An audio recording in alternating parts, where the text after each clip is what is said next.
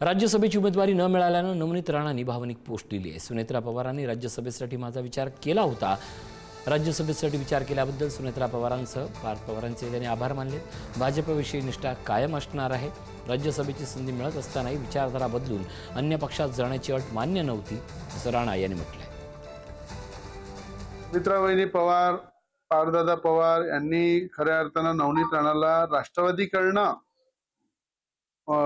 Form भरला पाहिजे अशी जेव्हा अट टाकली तेव्हा त्यावेळेस त्यांच्या भावना चांगल्या होत्या की त्यांच्या पक्षाच्या दृष्टीने चांगले लोक त्यांच्या पक्षामध्ये आले पाहिजे। राज्यसभा म्हणून नवनीत राणा राष्ट्रवादी पक्षातर्फे गेल्या पाहिजे अशा सुमित्राबाई आणि पार्थदादा पवारांच्या मनामध्ये होतं।